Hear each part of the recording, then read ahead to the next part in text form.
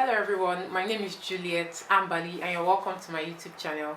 If this is your first time here, thank you so much for stopping by.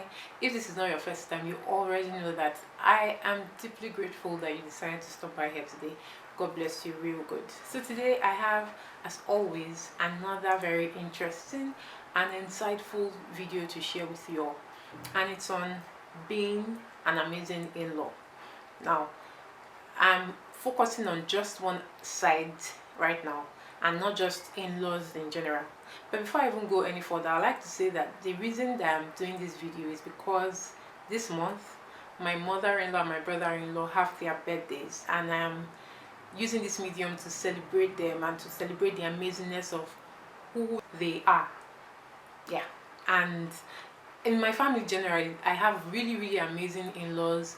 I've seen even my own parents be amazing in-laws to my in-laws, to my husband, and I've seen my husband's cousins, uncles, aunties be amazing in-laws to me, and so much more. So I've learned a thing or two from every one of them, and these are some of the points that I'd like to share with you all. So I hope you enjoy. Thank you so much. Alright, so I'd like to first say that usually whenever we hear the word in-laws, we're always thinking about maybe our roles as daughters and sons-in-law to our in-laws. Usually, like, people always ask questions about what do I do to let my in-laws love me, what can I do so that my in-laws will accept me, and on like that. But today I'm trying to turn the table around to see how we can be amazing in-laws to our sons-in-law, our daughters-in-law, to our sisters-in-law, people who are married to our brothers, or to our brothers-in-law, people who are married to our sisters, and things like that. How can we be amazing in-laws to these new additions into our family? That's what this video is basically about. So I hope that you learn a thing or two. Thank you for watching.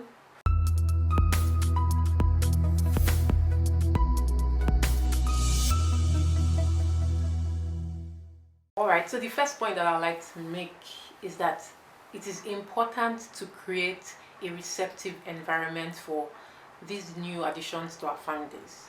Imagine if, okay, a member of our family says, okay, today I'm going to introduce the person I want to get married to the family. Even if it's not like the formal introduction, usually the introduction that happens before the formal one, and you know that you're expecting someone to the house.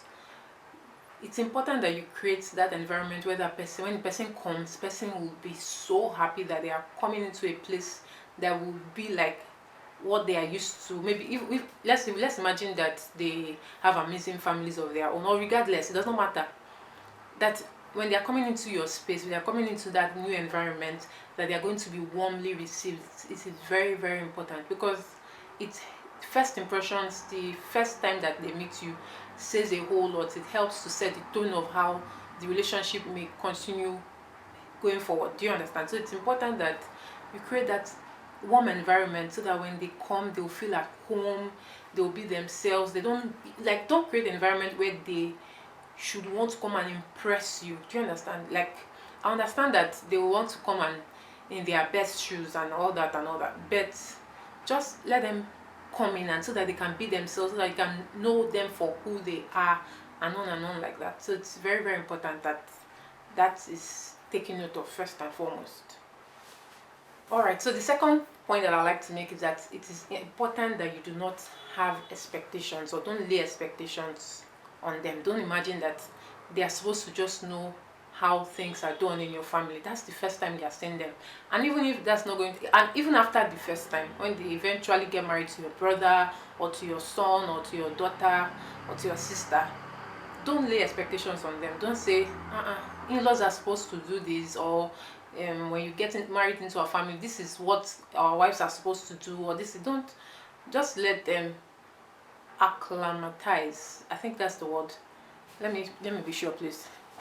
That's the word. So let them acclimatize. Let them just adjust into the environment. Do you understand?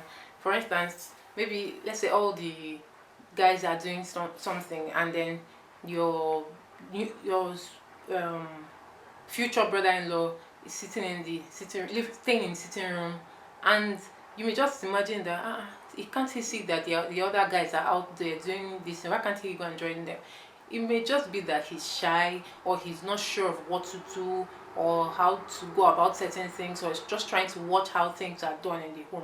So just let him or her or whoever it is, just let them relax, let them just adjust, let them let things flow. That's the thing, let things flow. Don't lay any expectations on them. That way you put pressure on them. That way they may have certain notions about you that may not be true. So it's very, very important that you just let them adjust into this setting. That's basically the second point. And the third point, from the, let's say, going forward after the introduction, after getting worded and all that, it's important that you don't treat them as, it's important for us not to treat them as an attachment into the family, but as family members themselves. Do you understand? You know, there's a way, even if you don't say it with your mouth, there are vibes that you can give off, there are attitudes and your comportments that there are things that you people can do in the family that will make that person not feel like they belong already. Do you understand? So it's important that you don't make them feel like, yeah, I know I'm the in-law. Do you understand? For instance, you have a family group chat. They are also a part of the family. Let them be a part of that group chat.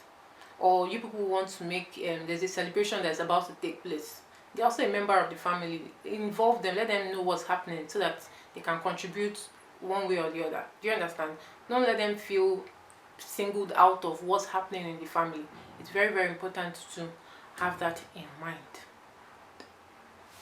On to my final point, which I think is the most important point, and it's that you should just be a Christian. That's the truth. Just be Christ-like. When you are Christ-like, you know that you need to be considerate of these new members of the family. You know that you need to be kind. You know that you need to love them just like you love yourself. You know that you need to follow those principles that the Word of God has mapped out for us to follow in how we treat other people around us. Do you understand? So it's just important that in all, be Christ-like. Let them see the love of Christ in you. That's the best way you can be an in-law to the new members of your family. Do you understand? So these are basically some of the few points that I think will be helpful to you in as regards how you treat the new additions into your family. I hope that you have learned a thing or two from this video. May God bless you real good. And I'd like to use this opportunity to say thank you so much to all my in-laws. You all have been huge sources of blessings one way or the other.